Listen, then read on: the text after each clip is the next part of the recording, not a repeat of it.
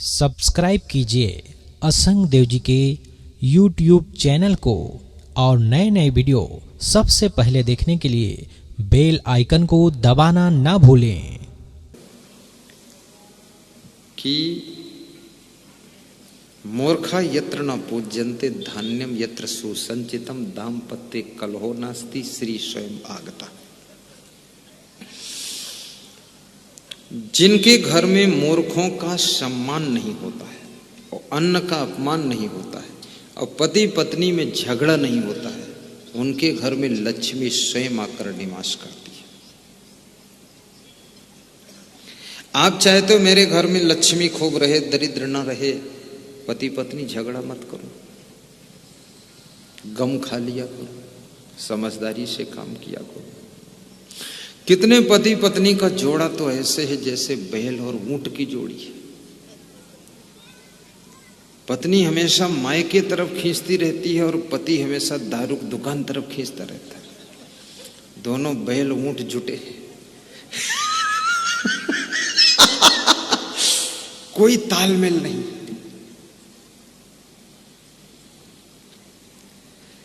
मायके का मोह भी कम कीजिए। कभी इच्छा हो तो अपने माँ बाप को वस्त्र दे दीजिए, 2-4 हजार रुपये दिला दीजिए, लेकिन ज्यादा टाइम मायके में खर्च मत कीजिए। अपने घर को संभालिए अच्छी तरह से। साधु बन गए हो तो आश्रम को ठीक से संभालो, फिर अपने घर में फिक्र मत रखो। कितने साधुओं की एक टांग घर में रहती है, दूसरी टांग आश्रम में रहती है। बीच में इंडिया गेट है, सब पार होते चले जाओ। बहुत पागल लोग हैं। अब न घर के, न घाट के, न आश्रम के, न कहीं के, खाम खां की जिंदगी बर्बाद की घूम रहे। एक काम करो ठीक ठाक, चाहे गृहस्थी वाला करो या साधु वाला करो। मैं तो जिस दिन से साधु बना सब फाइनल काम, बस छुट्टी। पूरा दिल दिमाग इसी में लगा दिया, इसलिए विकास हुआ। उधर सोचने की क्या जरूरत है जब उधर वाले इधर का नहीं सोच रहे। जैसे हमारे जो भाई है वो हमारे बारे में क्या सोचते हैं, क्या सोच पाएंगे। हम उनसे कह दें 10 श्लोक याद करके बताओ तो आधा श्लोक याद नहीं होगा। तो जो हमारे बारे में कुछ नहीं कर सकते हैं तो उनके लफड़ में हम क्यों फंसे। और फिर हम अपनी बुद्धि से यहाँ कुछ कर रहे हैं तो उनको मना कौन किए कि वहां ना करो। तुम वहां छलांग लगाओ, जंप लो, विकास करो। क्यों पुड़िया खाए घूम रहे हो। उन्नति करो, आपको मना कौन करता है।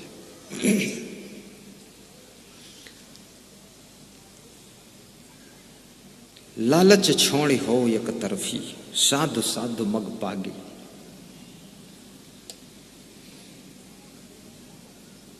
करहो विराग धरो मन दृढ़ता।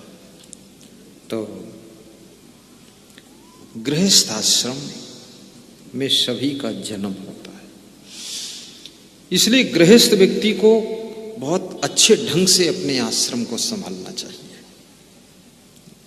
घर की उन्नति भी कीजिए, क्योंकि आपके घर में कोई दिव्य आत्मा भी आने वाली है, कोई भगवान का रूप जन्म लेने वाला है। इसलिए अपने घर को ठीक से सजाइए भी, संवारिए भी, साफ सुथरा भी रखिए और प्रेम से रहिए। और अपनी पत्नी को बड़े ढंग से रखिए, क्योंकि उसके माध्यम से, उसके गर्भ में, उसके पेट में कोई भगवान रूपी आत्मा का आगमन होने वाला है। उसको ऐसे वैसे अरे गहरे नत्थु खेरे मत समझो। क्या पता था राजा दशरथ को कि कौशल्या के द्वारा राम आएंगे, देवकी के द्वारा कृष्ण आएंगे इस धरती पर। उस मां को भी पता नहीं होता मेरे द्वारा कौन आत्मा आ रही है। इसलिए माताओं बहनों को सत्संग सुनना चाहिए। गर्भावस्था के समय सत्संग ज्यादा सुने और खुश भी रहना चाहिए। और संत गुरु के फोटो का दर्शन भी करना चाहिए। हीरो हीरोइन का दर्शन मत करो, सांप घोड़ा का दर्शन मत करो। कितने लोग अपने घर में गधा का फोटो लगाए रहते हैं और उसके बाद जब बच्चा पैदा होता है तो कहते हैं ये तो पूरा गधा है। तो पूरा तो होगा ही, जो पूरा गधा रोज देखते थे।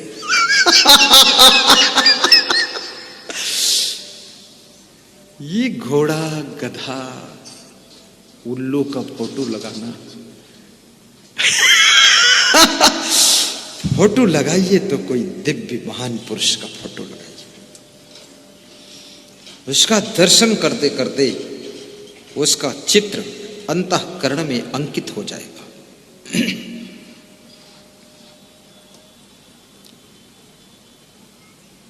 कोई महान भक्त का फोटो लगाइए और मन में ये भी सोचिए कि हमारे द्वारा कोई श्रेष्ठ आत्मा का जन्म हो। और जिस समय बालक को जन्म देने की स्थिति हो उस समय प्रसन्न रहना चाहिए।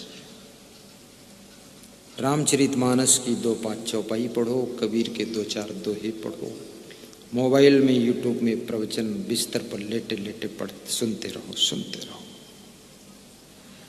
धीरे धीरे धीरे धीरे अंदर जो बालक है, ये अभिमन्यु की कथा आपको समझा रही है कि अर्जुन ने जब अभिमन्यु गर्भावस्था में थे, सुभद्रा को चक्रव्यूह के द्वार तोड़ना सिखाया था, तो 6 द्वार तक सुनाया। 7वें द्वार के बारे में जब सुनाया, सुभद्रा सो गई थी, तो 7वां द्वार तोड़ना वो अंदर जो बालक था वो सीख नहीं पाया था। आपस में पति पत्नी भी सत्संग की चर्चा करो, गुरु जी की चर्चा करो, और दोनों आपस में प्रेम की भी चर्चा करो। टेंशन वाली बातें मत करो। गर्भावस्था में स्त्री को रोना भी नहीं चाहिए। ज्यादा रोने वाली स्त्री के द्वारा जो बालक का जन्म होता है, वो बालक भी रोना पैदा होता है। फिर जन्म से रोना शुरू करेगा, बुढ़ापे तक रोते रहेगा, कभी खुश हो ही नहीं पाएगा। अब तुम कहोगे का क्या होगा, अभी का जौन तुम करो वही होगा, और क्या होगा। इसका सारा तुम सिस्टम बिगाड़ दिए हो। थोड़ा खुश रहो, दुखी भी नहीं होना चाहिए, सहन शक्ति भी रखो। कभी कोई कुछ आपको बोल भी दे, ज्यादा उसको दिल पर मत लीजिए बात को। जो बातें अच्छी नहीं लगती हैं उनको भुला दीजिए, और जो बातें आपको बहुत अच्छी लगती हैं उनको बार बार याद करके खुशियां मना लीजिए, और जो बातें बेकार की हैं उनको छोड़ दीजिए। जो बातें जरूरत की हैं उनको मजबूती से अंदर रख लीजिए, और जो बातें बहुत काम की हैं उनको जिंदगी में लागू कीजिए, और सफलता के फाटक को खोल दीजिए। परंतु मन की आदत है, ये नेगेटिव बातों को बहुत पकड़ता है मन, और पॉजिटिव बातों को भूल जाता है। माँ बाप ने लाखों उपकार किए हैं बेटे के लिए, बेटी के लिए, वो सब भूल जाएगा। लेकिन माँ बाप ने अगर बेटी को एक बार न्योता देने में भूल कर दी तो जिंदगी भर गांठ बन जाएगी कि हमारे बप्पा हमका बुलाई नहीं, हमसे बहुत मनमुटाव माने। फिर पूरे गांव माला गाएगी, वो रोज सुनाएगी, 10-20 साल तक सुनाती रही। लेकिन हजारों तुम्हारे हित के काम किए हैं, उपकार किया है। तुम बीमार हुए, तुम्हारे वजन बराबर नोट तौल करके दे दिया, डॉक्टर को जान बचाया है, वो उपकार तुमको याद नहीं है। बिना जूते चप्पल पहने तुमको चप्पल पहना कर रखा, फटे कपड़े पहन करके तुम्हें अच्छे कपड़े पहना कर फीस दिया और पढ़ाया, लेकिन वो सब भूल गया। बस ये याद रहा कि पिताजी हमारा मान सम्मान कम करते हैं। मान सम्मान की जरूरत नहीं है, आप उल्टे उनका मान सम्मान कर दो। मान सम्मान की ख्वाहिश मत रखिए, बल्कि मान सम्मान दूसरों का कर दीजिए। हमारे साथ ये महात्मा जी आते सब, मैं इनसे नहीं चाहता ये हमको माला पहने, उलट के मैं इनको सबको पहना देता हूँ। हम इनके क्षेत्र में आए, हम इनके मेहमान हैं, लेकिन नहीं, हम उलट के इनको दक्षिणा दे देंगे। हम इनसे दक्षिणा चाहते नहीं कि 10 रुपया हम कर दें, बल्कि हम इनका और 200 अलग से दे दें। मान सम्मान हम क्यों चाहें इनसे, हम इनको सम्मान कर देंगे। और सम्मान देने वाला महान होता है और सम्मान लेने वाला भी महान होता है। हम सम्मान देने में बहुत खुशियां प्राप्त करेंगे, हमको सम्मान नहीं चाहिए, बल्कि हम सम्मान बांटेंगे और सम्मान बांटने से कुछ घटने वाला नहीं है। सम्मान कितना ही बांटो उसका खजाना बढ़ता ही चला जाता है। इसलिए सम्मान देना सीखो, लेने की भूख रखो ही मत।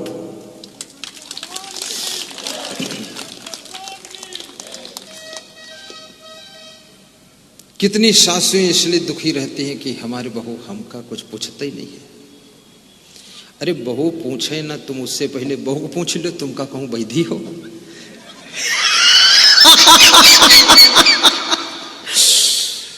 हमारे यहां, हमारे पास जितने साधु है या हमारे गुरुजी है, हम सबका पूछ लेते, अकेले काफी है। गुरुजी से भी पूछ लेते हाल चल का है, भोजन हुआ कि नहीं हुआ, अब कपड़े की व्यवस्था कैसी है। कहाँ राजस्थान नागौर पाकिस्तान बॉर्डर से 2 कुर्ता सिलाकर धुलाकर गढ़ी तहा करके और गुरुजी को नेपाल बॉर्डर पर ला करके भेंट किया। तो गुरुजी बोले बहुत फिक्र रखत है। हम कहें आपको फिक्र ना करीब तो की फिक्र करेगा। और इधर हमारे चेला हैं, इनके लिए 200 कुर्ता पहले से बनवाए कर सिलवाए कर धरी के फिट रखे गठरी में बांध। ये अगर रात में कहते हैं कुर्ता फट गवा तो आधे रात दे दी थे कि रात भर में कौन दिमाग न फट जाए। तुरंत दे दो छुट्टी। 20-30 जोड़ी चप्पल जूता धरे रहते, जो बोल दिन कहूँ झूठो की चप्पल खोई गए, गठरी खोल ले लो भैया, नहीं रात में तुम चप्पल न मारो कह दो काम का। सबकी फिक्र रखो, वो हमारी फिक्र करें, उनकी हमें टेंशन कौन। सबका ख्याल करता है वो भगवान का रूप होता है। और जो अपने ख्याल की चिंता रखता है वो साधारण इंसान होता है। और जिसका कोई ख्याल न करे दुखी होता है वो तो मनुष्य नहीं, वो पशु का रूप होता है। ख्याल करो ना करो, तुम खुद सबका ख्याल कर लिया करो। कुशवाहा जी ने काम सब दिल खोल कर किया है, बहुत भाव से किया है, बड़ी श्रद्धा से किया है और बहुत मन में खुशी है। और गुरु जी के लिए पूरा दीवाने हैं, पूरा घर भरे, बहुत प्रसन्नता है। और जो व्यक्ति गुरु जी के दर्शन से प्रसन्न हो, गुरु जी की सेवा से प्रसन्न हो और उनके सत्संग के लिए जो खर्चा हो गया उसमें भी प्रसन्न हो, वो व्यक्ति साधारण व्यक्ति नहीं है, वो भी महान आत्मा होता है। तभी वो सबको दर्शन कराता है। अभी मैंने यहाँ दोपहर में हाथ उठवाया था तो सबने हाथ उठाया था, 2-4 लोग नहीं उठाए, सबने उठाया कि हमने पहली बार आपका दर्शन किया है। और ये पहली बार दर्शन का श्रेय कुशवाहा परिवार की ओर से मिला है, अन्यथा हम यहाँ शायद जिंदगी बीत जाती आते ही नहीं। बहुत बड़ा प्रयास उनका रहा है। प्रयाग कुंभ गए, चित्रकूट गए, अब पूरा इंजेक्शन हमारे लगाया है दोनों भाइयों ने कि चलना ही है। और माइंड में बिठा दिया कि मदार नगर कहाँ है, मदार नगर बोलते हैं।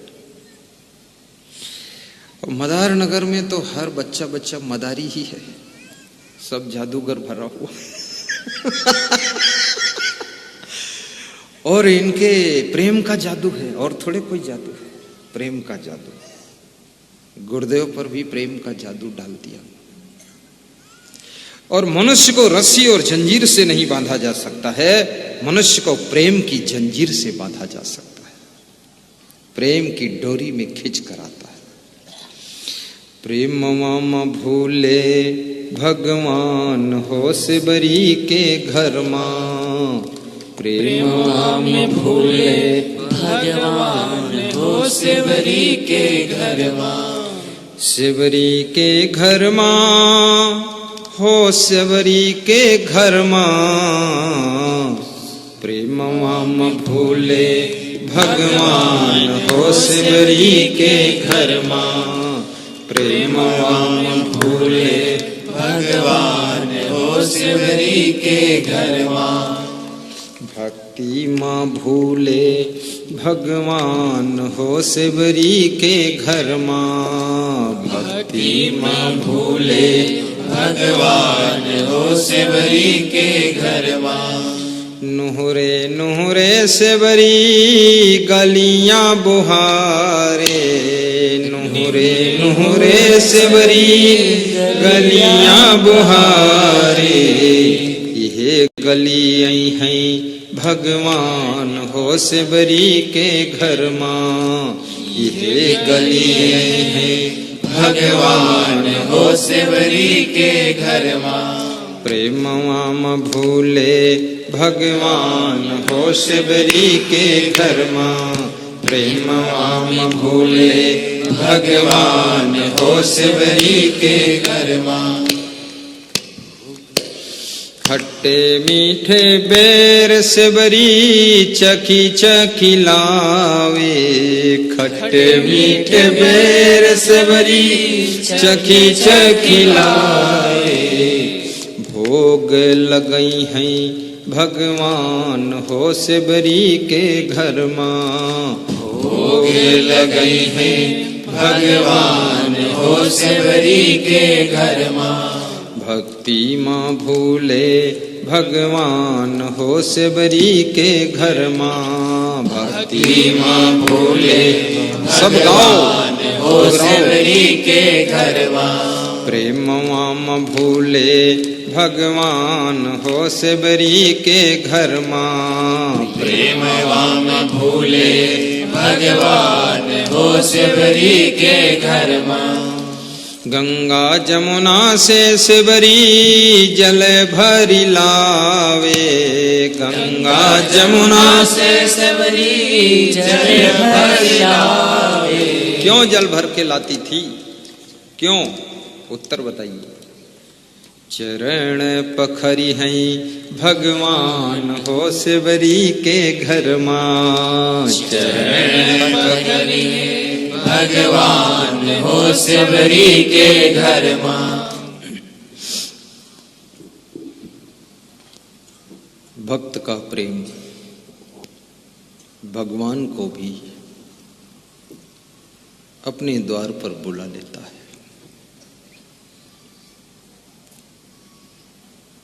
कुशवाहा परिवार का प्रेम हम जैसे संत को भी अपनी कुटिया में बुलाकर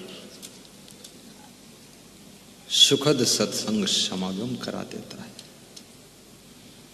ये प्रेम की ही बात है।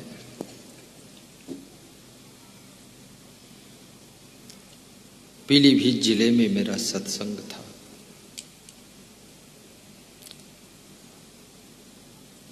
दस साल से वो भक्त बुला रहे थे और पीलीभीत का सत्संग हमारे आश्रम से 65 किलोमीटर दूर था। 10 साल से बुला रहे थे, मैं नहीं गया। इस साल उनके यहाँ गया। पूरा गांव क्षत्रियों का गांव था। सीताराम सिंह, मोहन सिंह, कामता सिंह, बलराम सिंह, राम श्री देवी, राजेश्वरी देवी, सब मिल के सत्संग कराया। कह रहे थे कि आस टूट गई थी लेकिन विश्वास बचा था कि आएंगे, आएंगे एक दिन। तो मैंने कहा कि आना तो था। संत वहीं पर जाते हैं, महान संत जिसके ढेर पुण्य इकट्ठे हो जाते हैं। ये तो हमारे जगरूप कुशवाहा जी को, कन्हैयालाल कुशवाहा जी को ज्यादा टाइम ही नहीं लगा है। अभी फरवरी से इन्होंने स्टार्ट किया है बुलाने का काम और ये मई में फाइनल इनका नंबर आया है। केवल 2 महीने में खेल खत्म किया है। बहुत बड़ी ताकत है इनकी भक्ति में। कहा 10 साल उनको लग गए और इन्होंने 2 महीने में प्रोग्राम लेकर कर दिया। और शिवरी को भी बहुत टाइम लगा था। बचपन से शिवरी भगवान राम का ध्यान करती थी, आस विश्वास के साथ में भजन कर रही थी। और जब शिवरी का बुढ़ापा आ गया, तीसरा पन आ गया, तब राम उसके यहां आकर चरण रखते हैं। सोचिए, बहुत लंबे समय तक इंतजार करना पड़ा।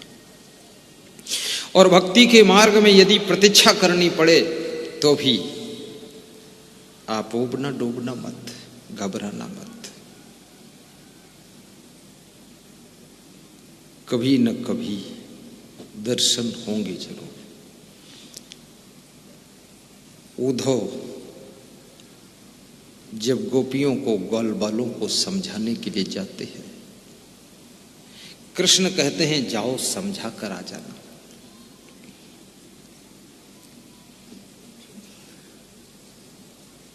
उद्धव समझाते हैं कि अपना मन ध्यान में लगाइए, घर में लगाइए। तो गोपी ग्वालों ने उत्तर दिया कि उद्धव मन न भये 10-20 मन नहीं, एक ही मन था, वो कृष्ण में लगा है। तुम बताते इधर लगाइए उधर। जो समझाने गए थे वो तो समझा ही नहीं सके, बल्कि गोपी ग्वालों ने कृष्ण को याद किया और उद्धव को समझाया कि उद्धव एक काम करना, मिला दे श्याम से उद्धव, तेरा गुण हम भी गाएंगे। आपका गुणगान हम लोग करेंगे। दर्शन कराओ, मिलाओ उनसे। मिला दे श्याम से उद्धव, तेरा गुण हम भी गाएंगे, तेरा गुण हम भी गाएंगे। कितनी बड़ी बात है। हे उद्धव, कृष्ण का दर्शन करा दो, मिला दो, तो तुम्हारा गुण हम गाएंगे। आज कुशवाहा जी ने आपको सबको दर्शन कराया है, इनका गुणगान करना कि धन्य हो। हम सब नहीं बुला सकते थे, उनके पास जा नहीं सकते थे, लेकिन जिनको टीवी में देखते थे, मोबाइल में, उनको उन्नाव में बुलाकर दर्शन करा दिया। आप गुणगान करने योग्य हैं, तेरा गुण हम भी गाएंगे।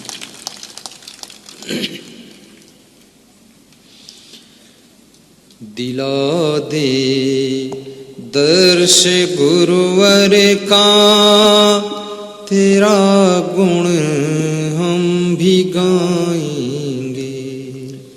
दिला दे दर्श गुरुवर का, तेरा गुण हम भी गाएंगे।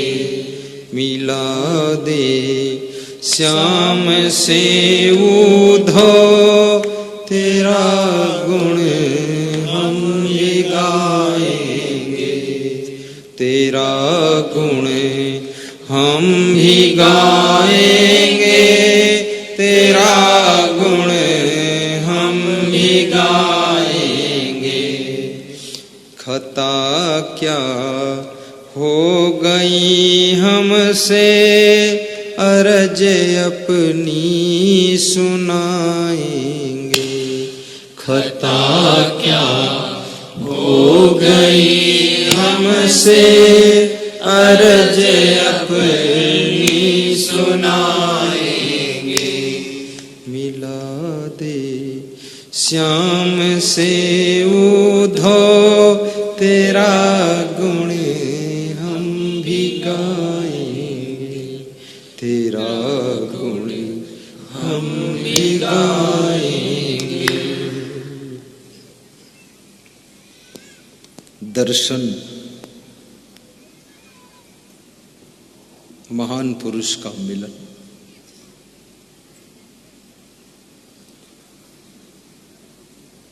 मनुष्य जीवन का सबसे बड़ा भाग्य है। पुण्य पुंज बिनु मिलहि न संता, साधु नाम दर्शनम पुण्यम तीर्थ भूता ही साधवा, कालेन फलते तीर्था सद्या साधु समागम। तीर्थ स्नान का फल देर में मिलता है, लेकिन साधु दर्शन का फल तो तुरंत मिल जाता है। साधु के शरीर को तीर्थ का रूप बताया गया है। तीर्थ का स्वरूप साधु का शरीर है। सब तीर्थों में स्नान करो, जो फल मिलता है उससे कहीं अधिक फल कोई महान संत के दर्शन से भी मिल जाता है। एक ज्योतिषी किसी का हाथ देख रहा था। हाथ देखकर उसने बताया कि आज के 7वें दिन तुम्हारा एक्सीडेंट होगा और तुम मर जाओगे। जीवन रेखा टूट गई है। तो उस व्यक्ति को दुख हुआ और बोला, मैं 7 दिन घर से बाहर जाऊंगा ही नहीं, एक्सीडेंट कैसे होगा। एक्सीडेंट घर में भी हो जाता, बाथरूम में फिसल कर गिर जाओ तो भी एक्सीडेंट, सीढ़ियों से फिसल कर गिर जाओ वो भी एक्सीडेंट, छत से गिर जाओ वो भी एक्सीडेंट। एक्सीडेंट का अर्थ होता दुर्घटना। घर में भी दुर्घटना होती है। तो घर से गया नहीं, लेकिन चिंता बहुत थी कि मैं मर जाऊंगा। तो उस गांव में एक सत्संग था। सत्संग की शोभा यात्रा निकल रही थी। उस शोभा यात्रा में वह व्यक्ति अपने द्वार पर खड़ा होकर देखता है तो जो संत बग्घी में बैठे हुए जा रहे हैं उनके चरणों की ओर फूल फेंकता है, हाथ जोड़कर नमस्कार। संत ऐसे हाथ करके आशीर्वाद दे देते। संत सत्संग करके चले गए। 7 दिन बीत गए, 17 दिन बीत गए, 7 महीने बीत गए। वो ज्योतिषी आया और उसने देखा वो आदमी जिंदा घूम रहा है। उससे पूछा कि तुम जिंदा कैसे हो? इतने दिनों में क्या कोई पुण्य का कार्य किया तुमने? बोले, मैं तो घर से बाहर गया ही नहीं, डर के मारे। पुण्य उन्ने तो कुछ नहीं और किया। बोले, बस एक ही काम किया कि संत जी की शोभा यात्रा निकल रही थी तो संत जी का दर्शन किया और 2 फूल की पंखुड़ी उनकी तरफ मैंने वर्षा दिया, हाथ जोड़कर नमस्कार कर दिया। तो ज्योतिषी ने कहा, वो संत के दर्शन से और पुष्प उसकी तरफ अर्पित करने से और संत के आशीर्वाद से तुम्हारा जो पाप ताप संताप और श्राप था वो सब कट चुका है। रेखा फिर से दिखाइए, टूटी जीवन रेखा जुड़ चुकी है। अब 7 वर्ष और जिंदा रहोगे। इतना प्रभाव होता है। संत को तीर्थ का स्थान दिया गया है और गंगा के किनारे जहां पर संत लोग स्थान जमा देते हैं उसी स्थान को तीर्थ माना जाता है। प्रयागराज आज भी वही है, लेकिन संत महात्मा सब वहां से विदा हो गए तो उसको कुंभ मेला अब नहीं कहा जाता है। कुंभ वो संतों के कारण बन गया था और आज एक छोटा मोटा कुंभ ये बंदार नगर में लगा हुआ है। ये 3 दिन का कुंभ लगा हुआ है। सवेरे और रात में सत्संग की गंगा बह रही है, भक्ति की जमुना लहरें मार रही है और ज्ञान की सरस्वती छिपी हुई अंदर अंदर काम कर रही है। सत्संग की गंगा बहती है, गुरुदेव आपके चरणों में फल मिलता है सब तीर्थ का, कल्याण आपके चरणों में।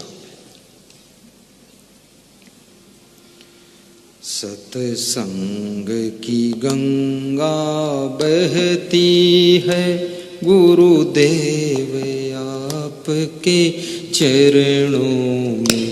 सत्संग की गंगा बहती है, गुरुदेव आपके चरणों में।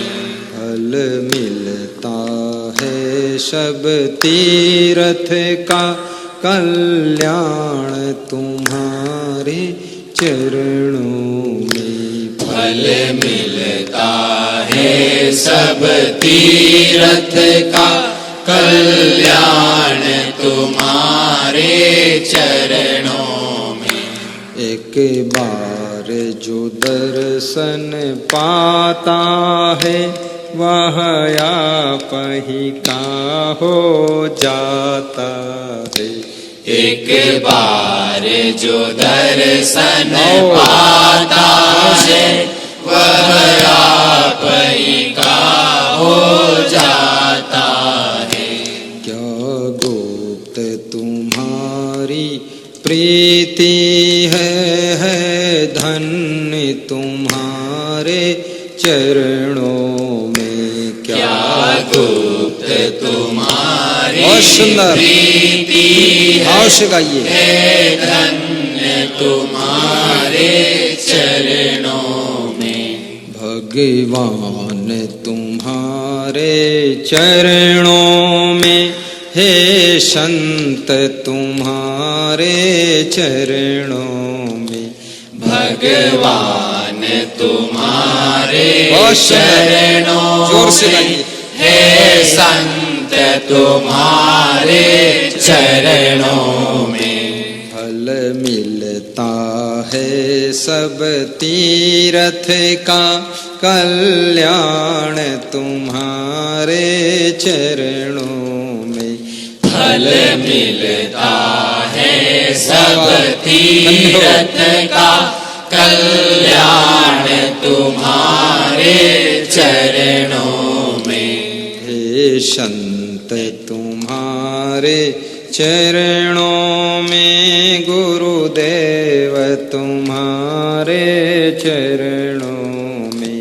हे संत तुम्हारे चरणों में गुरुदेव तुम्हारे चरणों में। सत्संग की गंगा बहती है गुरुदेव तुम्हारे चरणों में।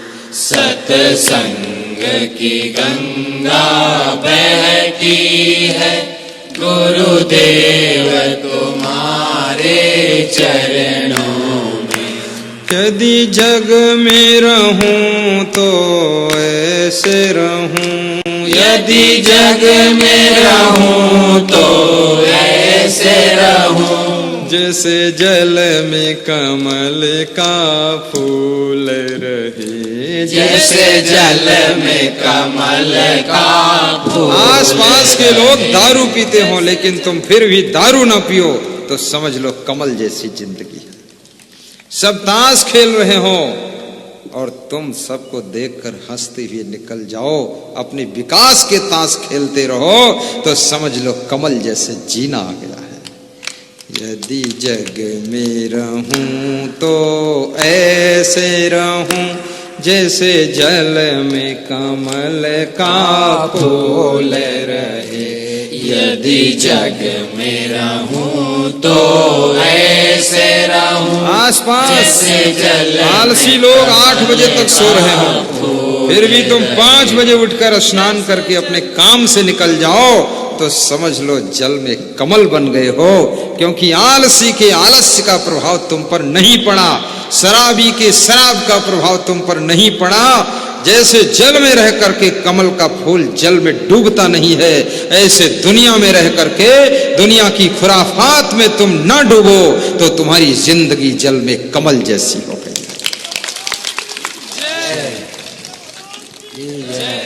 सारी लड़कियां फैशन बनाए, आधा नंगा घूमे, लेकिन तुम ठीक कपड़े पहन कर निकल जाओ और कलेक्टर बनकर डीएम बन करके आओ, तब सब उन लड़कियों को तमाशा दिखाओ कि खूब आधे कटे कपड़े पहनो, क्या मतलब निकलता है। ये जल में कमल जैसी जिंदगी है।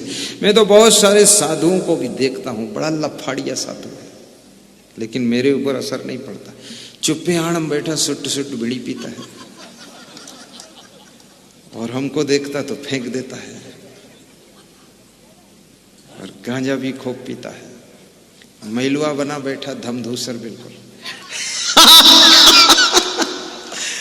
अरे तुम कितनी मैलई करो, मैं नहीं मैलई करता हूं, एक दाग नहीं लगना चाहिए। दुनिया में सबसे साफ सुथरा रहना है, सब व्यवस्था। साधु होने का अर्थ ये थोड़े कि बैठा हो गए। साधु होने का अर्थ है बहुत बुद्धिमान हो गए। हाई टेक मैनेजमेंट भी रखना चाहिए, अच्छा काम करना चाहिए, व्यवस्था ठीक ठाक रखना चाहिए। साधु पर किसी की बुराइयों का असर तुम पर ना पड़े, किसी के बहकाए में आकर के तुम कर्तव्य से विचलित ना हो, और कहीं कोई गलती में तुम्हारा मन गिरने ना पाए, तो समझ लो इस दुनिया के अंदर तुमने कमल जैसी जिंदगी जीना सीख लिया है। और जो कमल जैसी जिंदगी जीना सीख लेता है वही इस दुनिया के अंदर कोई नया कमाल कर कर दिखाता है। ये जोर से ताली बजाया करो, तुम लोग भी कुछ नया काम करो। इसमें तो पहले से लोग अधमरे आधे हैं, हाँ बहुत कमजोर हैं, लुढ़क पुढ़क के कैसे वो आए हैं यहाँ। थोड़ा दमदार रहा।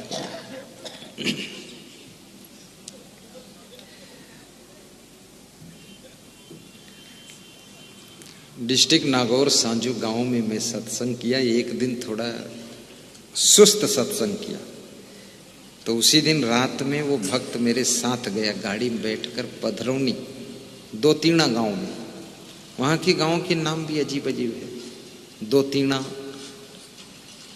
बाकी तो याद भी नहीं है क्या क्या बोलता है। तो दो तीना गया तो बोला गुरुदेव वो जो जल्दी जल्दी सत्संग सुनाते हो दमदारी के साथ वो वाला सुनाओ। हम उसी के लिए बुलाए हैं, ये धिम्मड़ वाला क्यों सुनाते।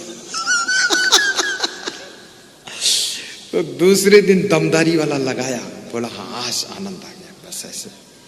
तो हमने कहा 3 दिन और बचा है, 5 दिन का है, इसमें तो मेरी दमदारी में दम निकल जाएगी। तो बोले दम निकल जाएगी तो कोई बात नहीं, लेकिन दमदारी दिखाओ। तो आप भी थोड़ा दमदारी की ताली बजा दिया करो।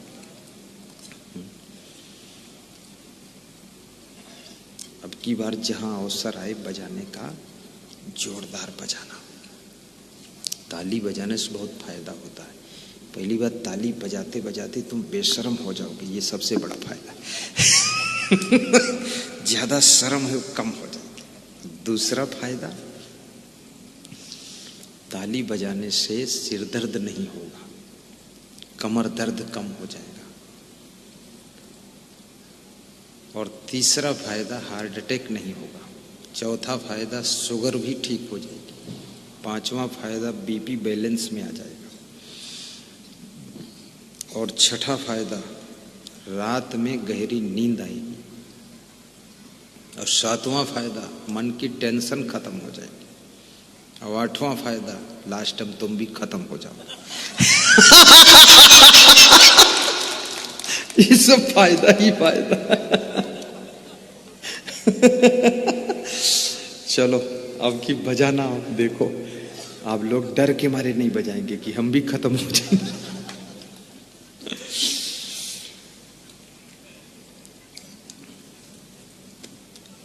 क्या सुना रहा था मैं, भूल भी गया कहाँ थे हैं? अच्छा वो यदि जग में रहूं तो ऐसे, यही था ना। हाँ तुम लोग याद दिला दिया करो। ये टीवी में जब सुनते हो प्रवचन, उसमें भी कभी कभी हंसता हूं मैं, ठीक इसी तरह जोर से हंसता। मोबाइल में है लुढ़क जाता है। वास्तव में शायद मुझे लगता हिंदुस्तान में इकलौता संत होऊंगा मैं ऐसा जो हंसता हूं दमदारी से। बाकी कई संत तो ऐसा मुंह बनाकर सत्संग सुनाता है, लगता है एटम बम फटने वाला है।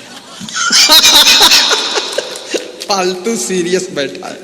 अरे वो सत्संग सुनाने वाला ही इतना टेंशन में है तो सुनने वाली टेंशन खत्म कहाँ होगी।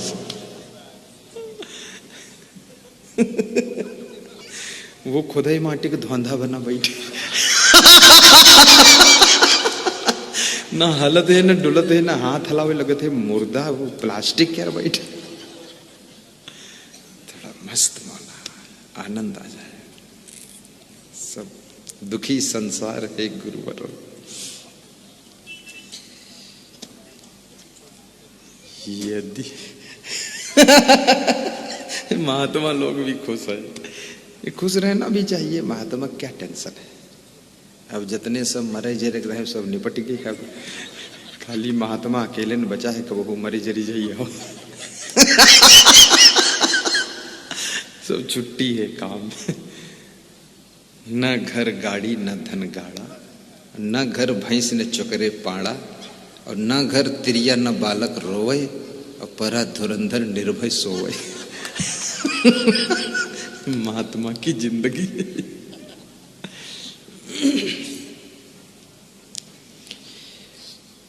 यदि जग में रहूं तो ऐसे रहूं जैसे जल में कमल का फूल रहे। यदि जग में रहूं तो ऐसे रहूं जैसे जल में कमल का फूल रहे। मेरे सब गुण दोष समर्पित हों गुरुदेव तुम्हारे चरणों में। मेरे सद्गुण दोष समर्पित हो गुरुदेव तुम्हारे चरणों में। सत्संग की गंगा बहती है गुरुदेव तुम्हारे चरणों में। सत्संग की गंगा बहती है गुरुदेव तुम्हारे चरणों में। यदि मानुष का मुझे जन्म मिले, यदि मानुष का मुझे जन्म मिले, तो इन चरणों का पुजारी रहूं। तो इन चरणों का पुजारी रहूं। हो जग के हर एक रग रग का हो तार तुम्हारे चरणों में। पूजक बहुत सुंदर। हर एक रग रग का हो तार तुम्हारे चरणों में। सत्संग की गंगा बहती है गुरुदेव तुम्हारे चरणों में। बहुत सुंदर की गंगा बहती है गुरुदेव तुम्हारे चरणों में। भगवान तुम्हारे चरणों में, हे संत तुम्हारे चरणों में। भगवान तुम्हारे चरणों में, हे संत तुम्हारे चरणों में। गुरुदेव तुम्हारे चरणों में, हे नाथ तुम्हारे चरणों में। गुरुदेव बहुत सुंदर आवाज हो तुम्हारे माइक बहुत अच्छा है।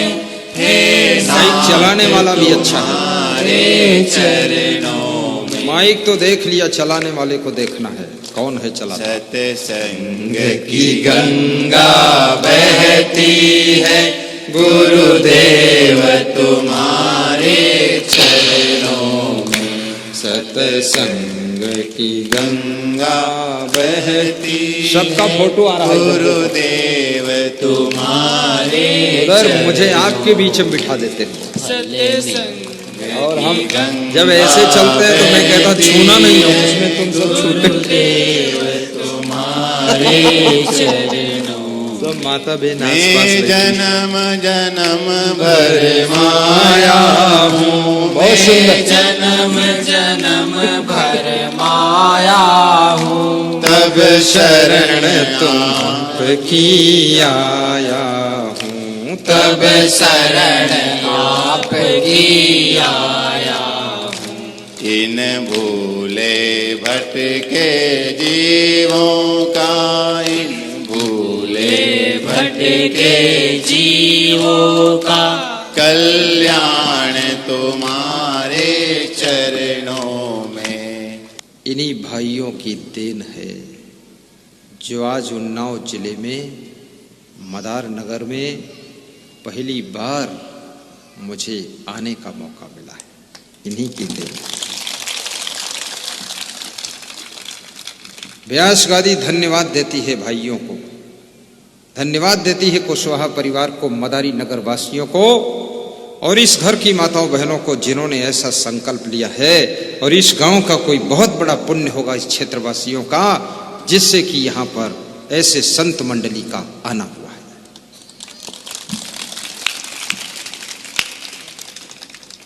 भगवान का दर्शन आसान होता है, लेकिन महान संत का दर्शन कठिन होता है। भगवान भी महान संत के दर्शन के लिए व्याकुल रहा करते थे और वनवास में संतों के आश्रमों पर ढूंढ ढूंढ कर जा करके भगवान राम ने दर्शन और आशीर्वाद का लाभ लिया था। जब राम से पूछा गया कि रावण को कैसे तुमने जीता, तो राम ने कहा मैंने नहीं जीता है, रावण को जीतने के लिए संतों का आशीर्वाद प्राप्त हुआ था, इसलिए रावण पर मैंने विजय प्राप्त किया था।